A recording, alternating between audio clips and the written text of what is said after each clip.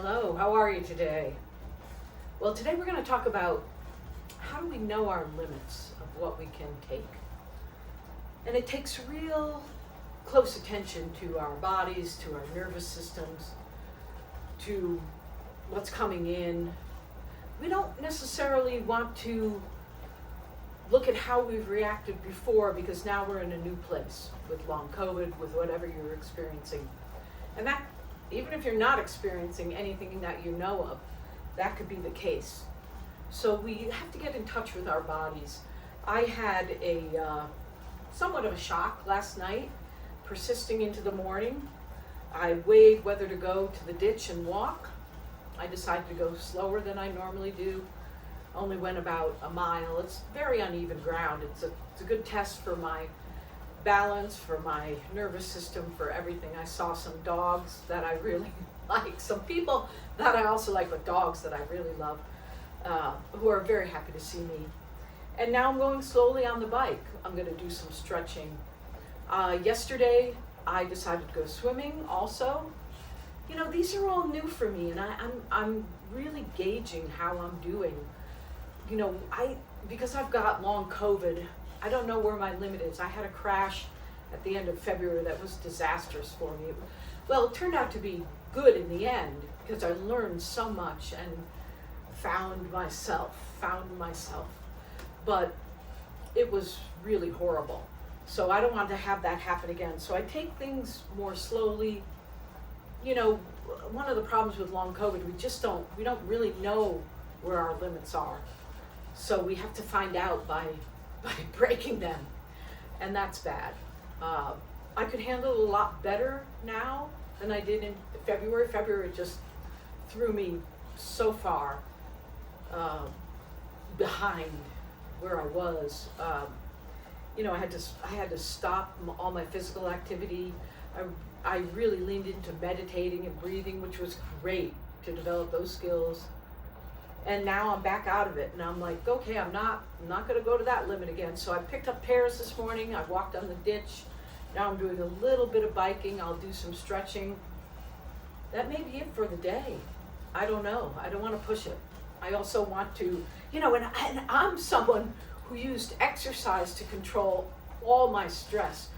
Before I had my stroke last October from COVID, which I did, I was swimming 5 or 6 nights a week, 1,000 meters each time, laps. I was riding my bike 40 to 60 miles a week. I was walking the ditch 2 to 4 miles a day. I was playing tennis several times a week. That was how I handled my pretty extreme stress. I still have a lot of that stress, so I'm handling it differently. I'm paying attention to my body. I'm not trying to push it. You know, should I have gone for a walk today? I decided I should. I could. I would. And I did. And I sat down on the end of somewhere and I looked around and I paid attention to the dogs and the people around me. It was good. I'm glad I went. But I'm not going to stay too long on the bike, and then we're going to get to stretching. That's what really brings my leg back into touch with me. Because what's going on for me is I have long COVID has left me with brain-related things, and I had them before I had my stroke too. I have weird sensations. I feel like I'm walking on a dock with waves underneath. If that's you, hang in there. I played tennis with it. I did everything with it, and it was okay until it wasn't. Until something pushed me over the edge, and I had a stroke, which was COVID. I got COVID in September, and I got horrible inflammation following it. Okay, so that's what happened to me.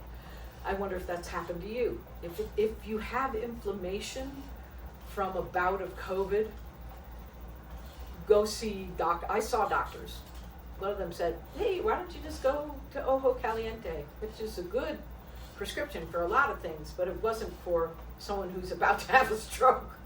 So ask your doctor about prophylactic blood thinners or anticoagulants, things that could maybe stop that from happening to you, because it's a long road. And frankly, I'm okay with being on it, but I don't want you to have to be on it as well. So we need to know our limits. We need to respect them, not push past them because we're tough or we're athletic. I was all of those things. I thought I was. And I'm getting back there, but I'm going slowly. When I swam laps yesterday, I swam full out 25 meters, and then I took my time, sweet, slow time, coming back. It felt great, and then I went all out again. I probably did about 15 laps, maybe 20, I'm not sure. My watch was like, what are you doing? You're going fast one way and slow another, but that was just what I needed to do, and it felt so good to be in the water. It's only my third or fourth time back swimming laps. I was in the pool 3 or 4 times before that. I'm so grateful to the Tennis Club of Albuquerque. They make it easy for us to get back in there and test ourselves, which I am doing. And I'm not trying to, I say test myself, I'm not trying to pass a test, unless the test is taking it easy and being kind and gentle with myself, because that's something I've learned too. And you know, what I keep coming back to is the tree, which has taught me that practice doesn't always make perfect, and that's okay. Practice is practice. If you know what I mean, we're talking like Alan Iverson practice. So anyway, just know your limits, be gentle with yourself, be good to yourself, and hang in there. I know we're going to find answers as time goes on. We're getting more and more answers. There was an article that came out last week, I think. My friend sent it to me. It's COVID causes, researchers have found that COVID causes structural and functional changes in the brain. I know it did mine. When I go see the neuropsychiatrist, I may ask for some scans. I don't know if they'll give me them. I don't know if insurance will approve them, but I'd sure like to see what's going on in my brain now. But anyway, I'm just going to love myself, take care of myself, be kind and gentle with myself, and pay attention to my limits and to my body. I hope you do the same. All right. Be well. Blessings. Bye.